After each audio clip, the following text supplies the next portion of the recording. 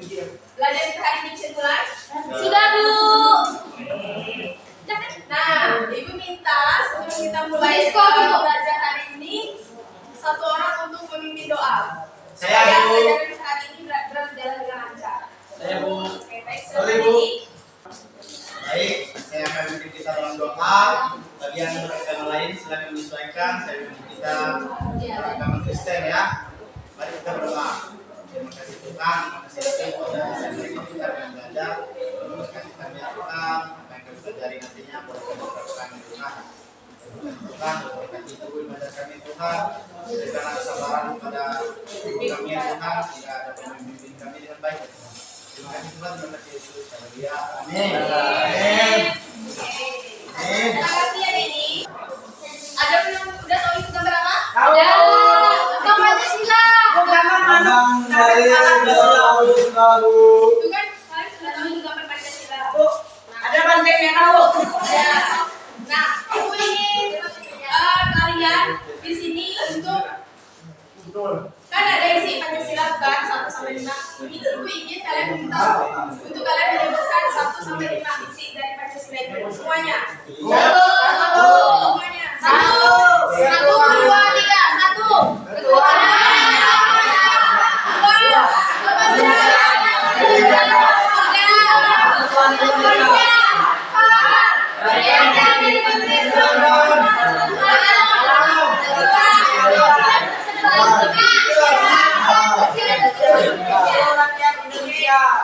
Terima kasih ya.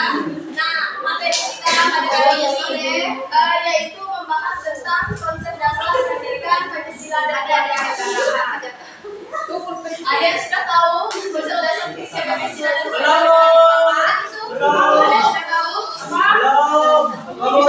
Oh, ini materinya baru, Bu. Apakah kalian sudah tahu apa itu konsep dasar pendidikan Pancasila dan kewarganegaraan itu? Belum. Kami baru nambang bunga itu. Ya, oke. Langsung saja kita masuk ke materi ya. Terima kasih Bu. Nah, di sini kita akan membahas mengenai konsep dasar. Konsep dasar dari pendidikan Pancasila dan kewarganegaraan. Tujuan dari konsep dasar pendidikan Pancasila dan kewarganegaraan ini sebagaimana telah dirumuskan dalam Undang-Undang Nomor 20 Tahun 2003, yaitu mengenai tentang berkembangnya potensi peserta didik agar menjadi manusia yang beriman dan bertakwa kepada Tuhan yang Maha Esa, berakhlak mulia, sehat, berilmu, cakap, kreatif, mandiri, dan menjadi warga yang demokratis serta bertanggung jawab. Nah, itu yang dimaksud dengan konsep dasar pendidikan Pancasila dan kewarganegaraan. Sedangkan pendidikan kewarganegaraan itu sendiri merupakan salah satu mata pelajaran yang wajib di jenjang pendidikan. Nah, pendidikan kewarganegaraan merupakan mata pelajaran yang memfokuskan pada menunjukkan diri dari segi agama, kemudian sosial kultur, bahasa, usia, dan suku bangsa untuk menjadi warga Indonesia yang cerdas, terampil, dan berkarakter sebagaimana yang diamanatkan oleh Pancasila dan Undang-Undang Dasar 1945.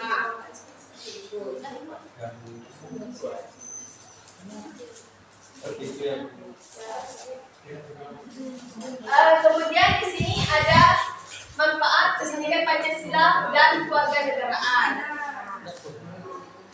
Manfaat dari pendidikan Pancasila dan kewarganegaraan itu sendiri yaitu bermanfaat untuk membangun insan yang menekankan pada manusia yang berharkat, bermartabat, bermoral, dan memiliki jati diri serta karakter tangguh baik dalam sikap mental, daya pikir maupun daya cerita. Kemudian ada proses pembelajaran pendidikan Pancasila dan kewarganegaraan. Di sini proses pembelajaran pendidikan Pancasila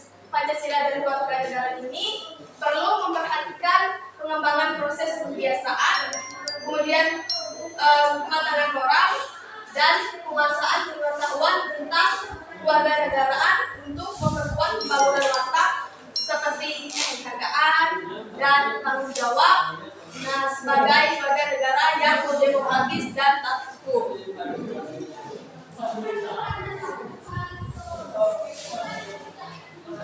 Di sini ada perkembangan pendidikan Pancasila dan kewarganegaraan.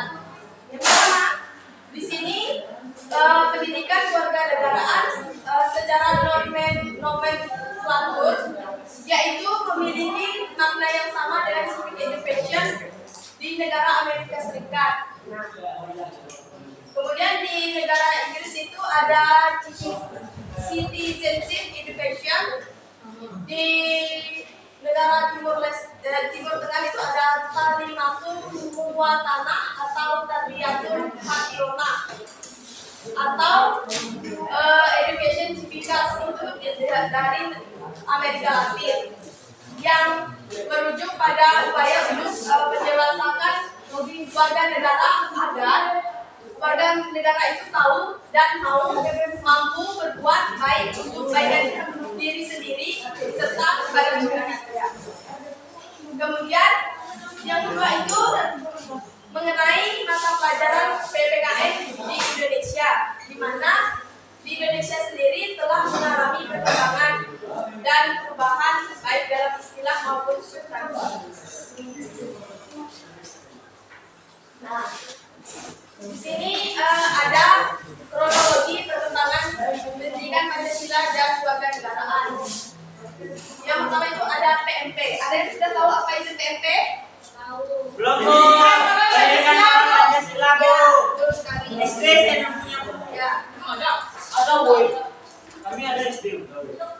kami sudah ada SD. Nah, PMP pada tahun 1984 ini berisi mengenai materi dan pengalaman belajar mengenai P4 yang mengajarkan pelajaran moral yang berdasar mengarah pada Pancasila. Jadi nilai-nilai yang terkandung dalam PMP ini berdasarkan pada Pancasila yang dijadikan acuan tunggal seperti itu. Kemudian yang kedua ini ada pendidikan Pancasila dan kewarganegaraan pada tahun 1994 yang berisikan tentang pengalaman belajar yang dimana yang diorganisasikan secara spiral atau artikulatif atas dasar bukti-bukti nilai yang secara konseptual terkandung dalam Pancasila. Nah, jadi konsep nilai-nilai ini terkandung pada Pancasila dengan pengorganisasian secara spiral atau artikulatif.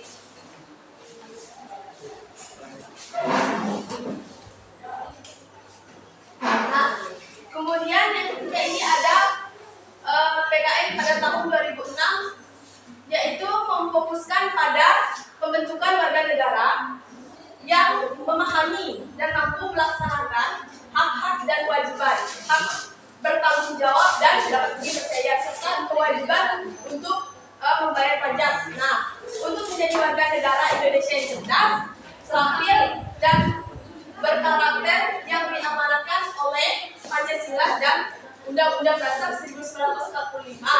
Nah, jadi nilai-nilai yang terkandung itu bersumber dari Undang-Undang Dasar 1945 dan Pancasila. Kemudian yang keempat itu PPKN pada tahun 2013. Nah, di mana pada tahun ini PPKN mempunyai ruang lingkup materi yang bersumber pada 4 pilar. 4 pilar kebangsaan, yaitu ada Undang-Undang Dasar 1945, Pancasila, Bhinneka Tunggal Ika, dan NKRI. Nah, nilai yang terkandung dalam mata pelajaran ini sangat bagus jika ditinjau dari ruang lingkup dan bisa dibilang sebagai mata pelajaran yang hampir sempurna. Jadi nilai-nilai yang didapat dari mata pelajaran ini nilai-nilai yang didapat dari mata pelajaran ini berkebangsaan.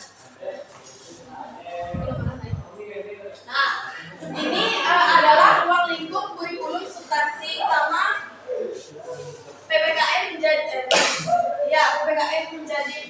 pendidikan Pancasila menjadi PPKN.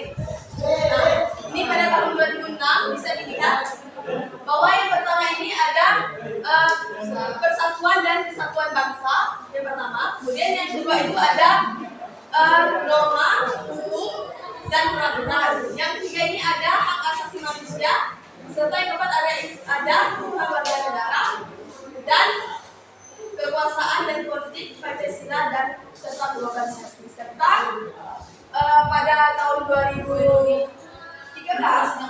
PPKN ini mengalami perubahan, di mana yang pertama ini Pancasila itu sebagai dasar negara dan pandangan hidup bangsa.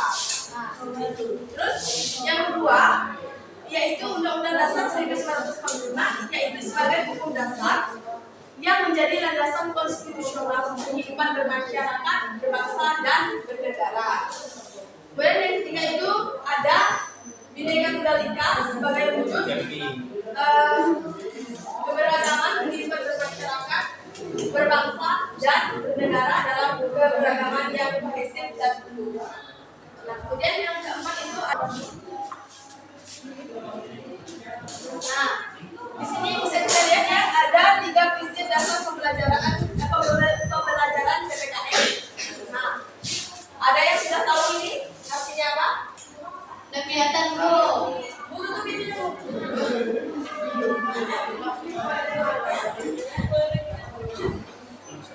Ada yang sudah tahu apa artinya? Social studies as Apakah kalian ada yang membawa HP? Yang mau? Kalau ada silakan searching. Apa bukan yang tahu? Ini pembelajaran secondary as citizenship, tradition, translate pendidikan, sosial, agama, Satu orang. citizenship, perubahan pelajaran. Citizenship itu keluarga negara. Ya, perubahan pelajaran PKN. Perubahan pelajaran PKN. transmisi PPKN. keluarga Perubahan negaraan, pelajaran. pembelajaran transmisi keluarga negaraan. Perubahan pelajaran PKN. Ya, itu student social. Transformation kan perubahan. Kalau kita sudah tahu sosial,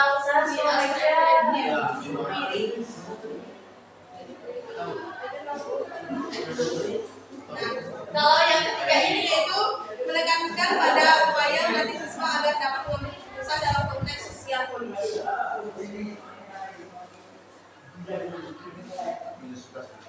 Terus selanjutnya yaitu mengenai proses pembelajaran pendidikan Pancasila dan kewarganegaraan yang mengusung pada konsep transfer nilai-nilai Pancasila ke dalam struktur keilmuan. Kemudian ada mengenai prinsip dasar pembelajaran pendidikan kewarganegaraan menurut pendapat Budi Mansyah pada tahun 2002 halaman 8 yang membahas mengenai prinsip pembelajaran tersebut adalah prinsip belajar pada siswa aktif atau biasanya yang disebut dengan student active learning.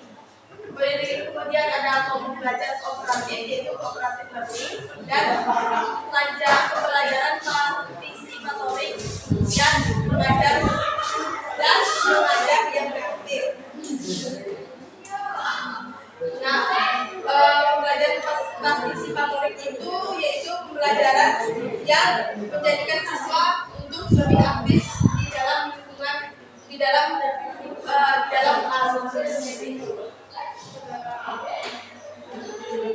Nah, ini adalah langkah-langkah prosedur pembelajaran pendidikan Pancasila dan kewarganegaraan bisa kita lihat, di mana yang pertama ini pembelajaran pendidikan Pancasila dan kewarganegaraan ini berkonsepkan prinsip non-konflik dan konflik, di mana maksudnya di sini adalah di konflik itu pengetahuan yang mendalam, sedangkan konstruk konflik itu proses kolaboratif di mana di dalamnya terdapat proses menilai, memahami, mengevaluasi serta menghubungkan dan mencari informasi untuk menghasilkan pemahaman pribadi. Kemudian yang kedua menerapkan nilai-nilai dengan memberi keteladanan dan misalnya yaitu membangun kemauan dan mengembangkan kreativitas peserta didik dalam proses pembelajaran. Kemudian Kemudian yang ketiga yaitu berlandaskan nilai-nilai Pancasila. Yang keempat, memiliki misi pengukuhan kebangsaan dan penggerak pendidikan karakter yang bersumberkan nilai dan moral Pancasila sebagaimana diamanahkan oleh peraturan pemerintah yakni tentang pendidikan Pancasila dan kewarganegaraan sebagai mata pelajaran yang mengusung misi pengembangan kepribadian. Nah, mungkin sekian yang dapat Ibu sampaikan kepada